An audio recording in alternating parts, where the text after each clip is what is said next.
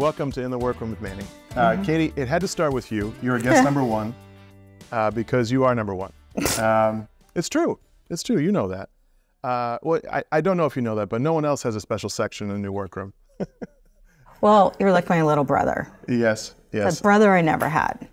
Yes, and I love that. I love that. I think back in preparation for talking with you today. I think back to Bogle Street, right, where it started. I remember the first time you called us. I remember coming to your house, and we were looking at. You had some silk damask drapes in your dining room. I remember, and they were beautifully made. Was Michelle with me? Michelle may have been there. Michelle was your partner then. Mm-hmm. Michelle was your partner then, but I think it was just you. Okay. I think it was just you. And the drapes at the time were puddling on the floor because that was the style. And we were looking to take them down and hem them. Mm-hmm. And at the time you had these beautiful 2-inch rods with these big 2-inch rings, and we were going to hem them. And the one thing that this is really random, but in life you remember random little things, right? Of course. Like smells of things, views of things. And one thing I loved and felt at home in your house immediately, and I knew we were going to get along, was your jars of cookies and candies in your kitchen. Do you still have that out? Cookies and candies. Well, now that the kids are gone, not so much. Not so much. But yeah, I mean, it's funny because they call me an almond mom. You know what that is? No. It's like, I think it means like a mom who would take an Oreo and buy like the Whole Foods version of it. They accuse me of these things. Oh, no. I don't think I was. I think I had good stuff. Well, your daughters are tough cookies, though. They're really tough, especially with their line of work now, too. But, well, Anna was the one that was working? Yeah, anyway. But when I was growing up in Framingham had a very large Jewish community. And my closest friends were Jewish. And one of my dear friends, Seth Glassman, he's a doctor now, by the way. Not that matters, but Mrs. Glassman, Linda Glassman, always had jars of candy. And could be a Jew thing. It could be a Jew thing. It could be a Jew thing. But it made me feel comfortable. And you were always kind and warm, and you were. Well, I was, but like in those days, like I was still learning, you know, so I remember how crazy I was. Don't you remember? Not really with you, but like in general. Yeah. But you, for me, I'm very grateful because you knew that I was learning as well, and I had a lot to learn, and you were willing to take a chance with me, which the rest is history. And because of you, quite honestly, this new location here, the new workroom, has everything to do with you, everything. So that's why we had to start with you first on In the Workroom with Manny. Well, the growth has been huge. I mean, remember how we started. I do remember how we started, and it has been huge, and for you and for me. It's been a wild ride. We've done some amazing projects together, all over the East Coast, but mostly in the our region here. But the one part, and thinking back, we've had a lot of funny stories together, and we've always gotten along well. But the one part that I'll never forget was the time I threw my shoes out the window. Yeah, I don't think I was being very sweet that day, was I? Well, you were right though, because Caroline was there, who I loved, and I love your current team, but I always loved Caroline. I always got along well with her, and we always worked well together. But it was a project down in the Cape. I want to say it was in Chatham, but I know it wasn't in Chatham. It was Dennis. Dennis. And I got to the house early, and you guys showed up to come see how everything was looking. And for some reason, I had my shoes on in the house, which is a no-no. I don't know why. I think they had covered on the stairs, so I felt like I could walk around. It's not that big of a deal for you. The issue I had was that there were people downstairs painting exterior doors while they were laid on top of carpet that had just been installed. Right. With very little tarp and shoes. Yeah. So it was just sort of, I lost it. You remember that? That was a really great day. I heard you downstairs yelling at the guy, painting all over the new rug. Yeah. And I realized I had my shoes on, so I panicked. So I opened the window, and I think George was outside, and I threw my shoes out the window. I go, take your shoes off. Yeah, you're yelling. What the hell are you doing in here with shoes on and painting a door on top of carpet that just got laid? Yeah. Are you nuts? Yeah. Man, and Caroline said you opened the window. It was like. No, I panicked. So I opened the window. I tossed my shoes out, and I yelled down to George. I was like, grab my shoes out of the lawn. And I'm like, put them by the front door because I'm For the record, I wouldn't have yelled at you. No, I know. I don't yell anymore. I mean, past that stage. You never yelled. I think it was for me, I never ever wanted to let you down, and the few times that I have, it eats me inside, and but I get you, and I get your team, and I get all you guys want is honesty and to be upfront about things and tell us if something's not going to work out, why and when and where and all that stuff. Well, I think the thing for us is just that, it is a familial feel. I love your mom, I love your dad. I feel like I know every single person here who's grown up with this whole business, and I know that you're going to make us look good. Even if we screw something up, you're going to fix it and make us look good. We have that kind of trust. Yeah. And that's not just jerking your cord. Really, that you're pretty much the only vendor. No, really, the only vendor. There might be one more that, is in the lane but doesn't come close. But I think, if something gets really messed up with you, I don't worry because I know it's going to be fixed. Yeah. No, thank you, Kay. That means a lot coming from you. I've always actually, internally for myself, I've always had pride in the fact that I felt like I was one of the, I feel like I was one of your number one people, and that means a lot to me. So, it means everything to me. Katie, I've always been impressed with. I have 3 kids, 15, 13, and 6. Penelope's 6. And I remember going back to the Bogle Street days where you first lived in Weston, and I remember the girls were young then. They were probably about 8 and 10, 8 maybe and 12. even younger. Maybe even younger. Yeah. I remember. They. I remember how young they were. I know that Doug worked and he had his own job, but you had this new business that you were. And I remember when you went off on your own, and how exciting and difficult that must have been. But at the same time, you're a mom. You were a mom, and with kids that needed a lot more help, and I wanted to ask you back then what it was like being a mom first and then running the business. But today it seems like the girls are off and they're living in New York. Today now you are running the business. How does one compare to the other? I mean, how did you do it? How did you get through those days of being mom first and a businesswoman next, and then today it's a little different? Yeah. Well, I mean, the business has grown, right? Yeah. So back then, I didn't work as much. The projects were smaller. They weren't as in depth. They weren't as complicated. I wasn't traveling. Yeah. So on and so forth. So, I kind of had a very natural career progression where I started out, I dipped my toe, I, took little baby steps in, and then just continued to sort of wade in the water. So at that point in my career, even if I had wanted to work more, it was sort of like my career progression and where I was matched my desire to also stop working every day at 2 o'clock and all that kind of stuff. So, it kind of, I didn't purposely time it that way, but it ended up being that by the time my kids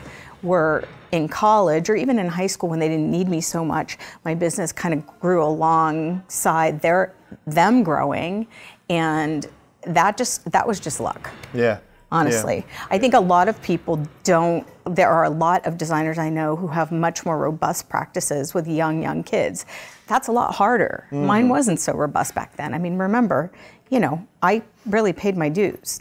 Yeah, yeah, yeah. You know, I went slow. I had like 2 projects at a time. Yep. You know, I wasn't killing it. Yeah, it felt like a very natural progression. Yeah, yeah. No.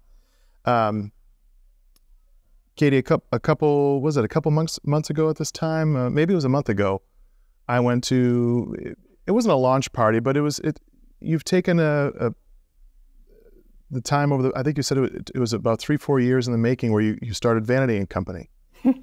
And I'm excited. I feel like we're a part of it too. We've made your the first few panels and everything that are installed in some of the vanities. And as I was just saying before we went on camera, I love the videos you've posted. They're fantastic. They're really good. Tell us a little bit about that. Tell us about getting into it, the idea to go into it. I know I've heard it before. Some people have heard it, but I think there'll be others that will appreciate it. Well, I mean, condensed. I think, you know, I'm 55 now, so your career goes in a certain direction. Hopefully, you know, it's an upward trajectory, but you do kind of max out in terms of like feeling like there's new things to explore and so on. And my team has grown and my capabilities have grown, and, you know, I don't need to be in the weeds like I used to. I don't necessarily want to be in the weeds like I used to. Yeah. So this business happened. It wasn't like a thing like where I said, I need to start some other revenue generating entity. It kind of happened out of the renovation of my house. So it happened very naturally. But when it happened, I sort of took a step back and said, you know, if I kind of pivot in a different direction, I can give the people on my team a lot more agency to operate independently and maybe step away from the client day-to-day stuff. And so it ended up being like, honestly, like a career progression thing for me to start this business, because I think over the next couple of years, I do want to step back a little bit. I mean, you know, I'm at that age and so on and so forth. But I filled a need. You know, no one does bathroom cabinets in a really thoughtful way that I know of. There's really only one company, and they don't really market it aggressively. And so, you know, I feel like we're filling like a little bit of a white space in the bathroom and case goods marketplace, and they're really super charming and on brand. And the nice thing for me is that we build to order, so it's not like we're carrying an inventory. So the carrying cost of the business is kind of low, and it's just been super fun. Yeah. But hard, really hard. Yeah, it is hard. It is hard. Making something is hard. Yeah. And selling it. And from nothing. You know, I was fortunate. I was handed a business that had a base. You know, 3 of the seamstresses that were in my parents' basement work here today. Mom and Dad have endless experience. You took something that you had tremendous knowledge about because you buy them all the time, and you start making your own. It's really hard to do. Well, I mean, yes and no. And I think also just, you know, your ego gets knocked down a bunch of notches, which isn't a bad thing. Yeah. And, you know, I think humility has always been part of my brand. You know, I can be a tough chick, but I'm still obviously, I think, very humble. And this business has really taught me how to kind of go back to grassroots. Yeah. And that's a good thing. Yeah. That's just a good life's lesson. Yeah. Yeah, no, I agree with you, Katie. I sometimes catch myself looking around saying, hey, you know what? Yeah, we work with Katie Rosenfeld. We work with some of the best designers in New England. But I don't want to ever, I feel like that's the danger zone, is when you get a touch complacent or a touch overconfident. 100%. You know? So I hired Tim, who was my longtime, you got to meet Tim, by the way. But I hired Tim to be the president of the company because You did? I did. Yeah. When? Really got a full-blown operation here. Well, because quite honestly, I felt like I was holding the place back. We had to get to the point where we were putting the systems in place to run the business more efficiently and properly. And like a real, I mean, when we both started out, we were like basement rats. No, we were. But I think there's something really lovely about starting a business like that, because I'm a firm believer of getting, you have to get your elbows in the dirt and figure it all out, and you have to learn by doing and all of that. I think especially there was no social media then. No. There was barely internet then. Yeah. And those were good days because people just kind of worked hard. It was like old school, whereas I feel like, and I say this a lot, and it's fairly critical, but I really do feel this way, that a lot of people who are starting out now in this business get instantaneous gratification, or at least they fake it. It's just not the same thing as like really starting not knowing what the hell you're doing and having to really figure it out. Yeah. That's a really good point, Katie. I think you're right.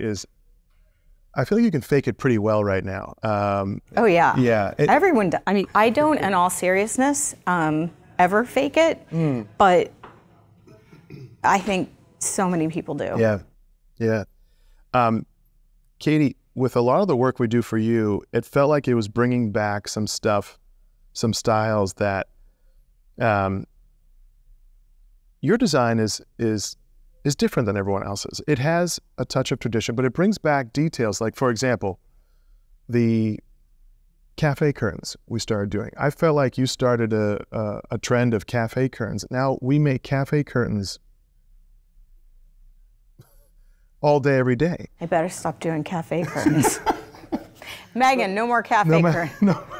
No, but Ixnay on the cafe curtains. They're beautiful though. They're beautiful, and they serve a purpose because you have privacy. You bring in a beautiful pattern. You can see the sky and everything above. But mom has been telling me now for about, I don't know, maybe 8 to 10 years that swags and jabots are going to come back, right? Maybe. Like balloon shades and things like that. Well, I've done some balloonish. We've done some balloonish stuff, yeah. But mom keeps, so my dad is the only one that knows how to make those things. Really. He's the only one that knows how to make,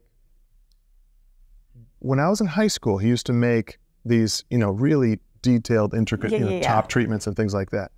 I felt like it was the stuff that we would take down in a home, right? Like we would go into some of these homes and take it down and put in something simpler and cleaner. It's tough to say, but you've brought back some traditional design details that I love. That look beautiful. Do you ever see it going all the way back to that? It's tough to say. I don't know. I mean, I don't really feel like the stuff that I'm doing now is any different from the stuff that I did when we first started out. There's not a huge gap between where I was then and where I am now. I think I am sort of a classic, traditional kind of a gal. It just wasn't so much really of the moment then, and now that this whole grand millennial sort of whatever they call it, cottagecore. I mean, there's like a gajillion euphemisms for it, but I don't, the thing that bums me out is that it's of the moment now, because to me it was always of the moment. And when it goes away, which it will, and pivots to something else, I'm still gonna be doing it.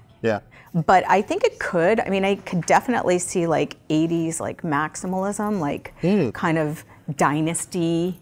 I could definitely see that coming. Oh yeah, I could. I don't think I mean, I could do pieces of it. I dig, but no, I could see it for sure. I don't know what's going to happen next. I think there is definitely like a limited, like anything, there's a limited shelf life for all these trends. And for whatever reason, this sort of nostalgia, I think it has a lot to do with COVID and people wanting to feel cozy and all that stuff. But it'll pivot to something else. Maybe you'll start doing lavalier blinds again. Or what are those ones that like... Oh, the other ones, the ones that tilt this way? Yeah. Vertical blinds, yeah. Katie. Manny. On my Instagram, all the time, because I watch to see the designers we work with and all the stuff that is going on, what they're working on, how things came out. This part keeps coming up about using AI to help you design, right? It's terrifying, right? Oh, that little thing at the top of the Instagram? Well, yeah. I don't know. Well, there's these little bar. It says "Use AI." Use something. AI. I'm like, I don't even want to touch it. I know they scared me to death as well. I was reading something this past weekend about an AI robot that they had to shut down because it started speaking in a language with the other robots that they couldn't understand. Terrifying. But it was something about it. What I'm getting at is the use of technology and helping you design, right? In my world, in the window treatment manufacturing world, right? So I invest in some equipment that helps us do it better and do it more efficiently. And there's some other piece of equipment that we're looking into. For example, it's a huge rotating ironing table. So it's a piece of equipment to help us just do our job better. So it's an ironing table. So you put the drapery on there, you iron the top, and then it rolls forward, and then you iron the middle, and it rolls forward, and you iron the bottom. Right now we iron just on a huge table out there, and it takes a while. And then you bag them up and you have to steam them again. But I keep seeing these things about designing with AI, or asking, AI or ChatGPT. Yeah. It's not into it. Not into it. I know. Never. I know. But never. There must be some parts and pieces that you guys have. For example, on your Instagram, I always see this beautiful iPad that someone's drawing on. Oh God, that's not me. First of all, that's Jane. That's the woman that does all of our rendering. She doesn't live here. Oh, it's beautiful though. It's beautiful. Yeah, I mean, she hand draws everything and then uses some sort of app to color it in on the iPad. Yeah. I don't know exactly how she does it. I always thought that was your hand. Well, okay. Not so. I had a teacher in grad school who, Mr. Giglio, he smoked cigarettes like crazy. He was a former Wall Street executive, and then he had to move back to Boston.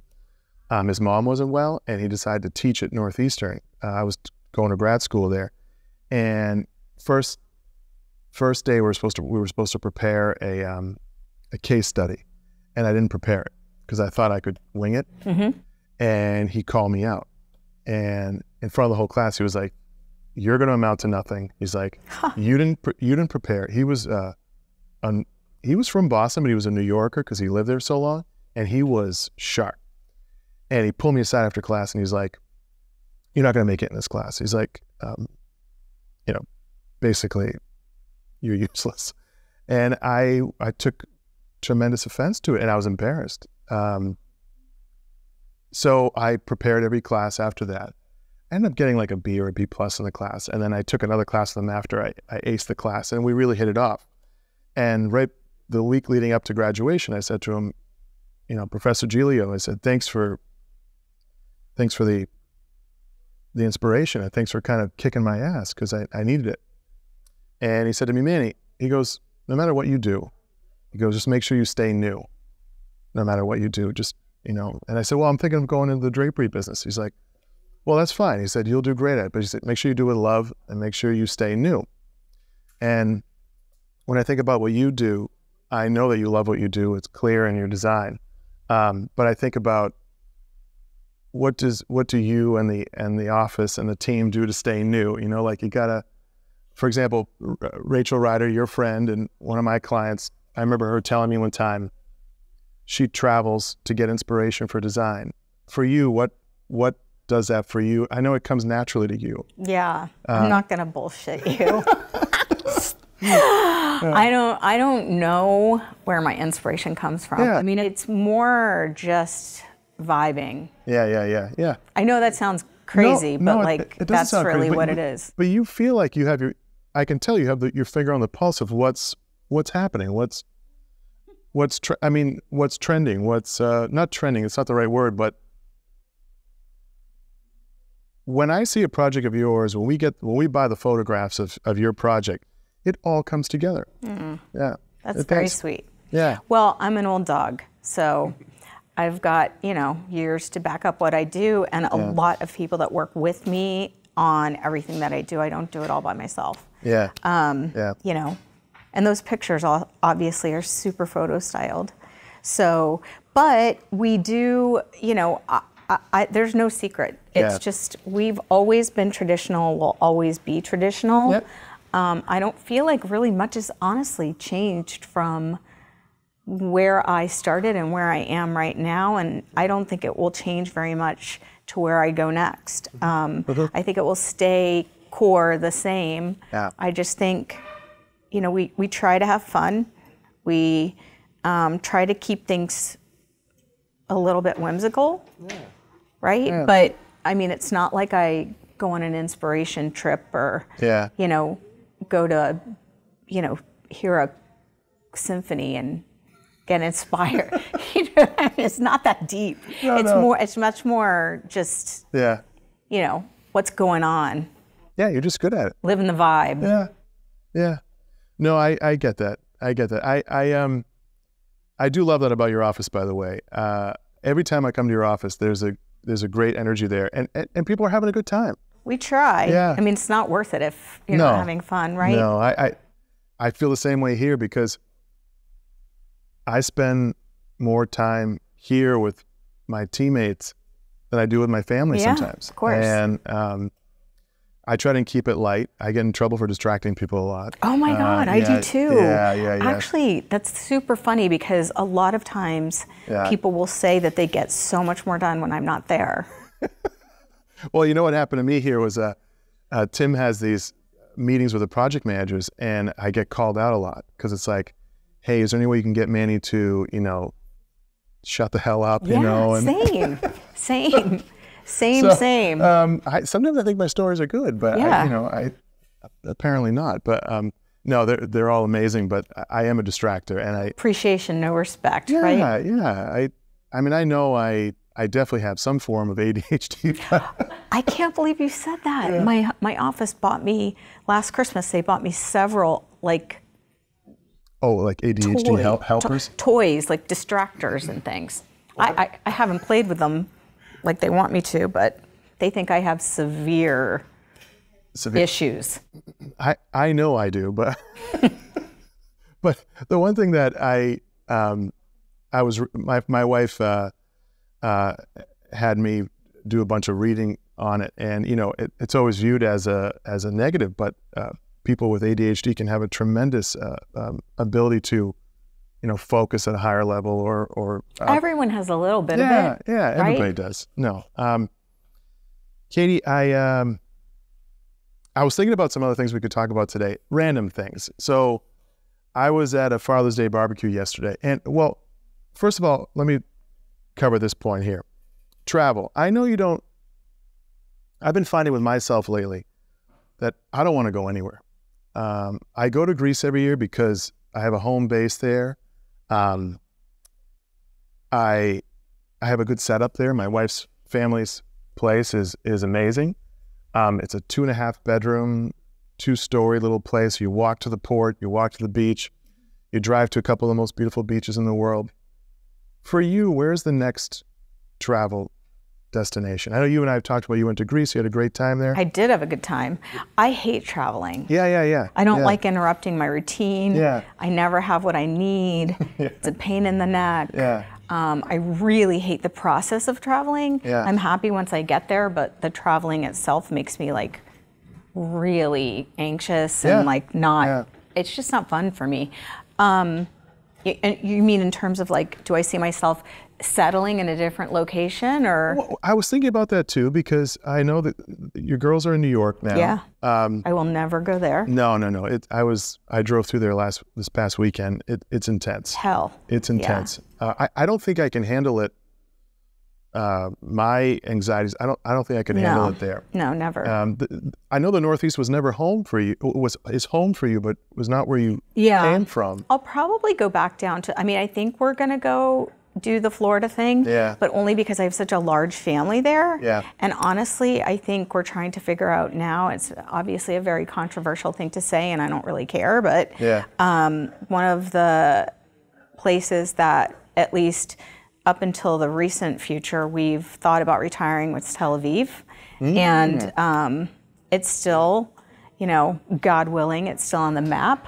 Yeah. It's still an option. Yeah, good. So. Good.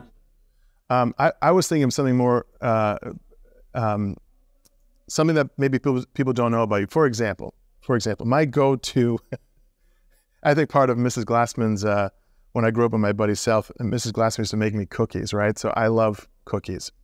Do you have a go-to food? Like, I went to Father's Day, I got together with my mom and dad, and my family already went to Greece. So I was solo for Father's Day. So, like a good Greek boy, I went to church in the morning, and then I went to mom and dad's house. We did some barbecue, but I ate well there, right?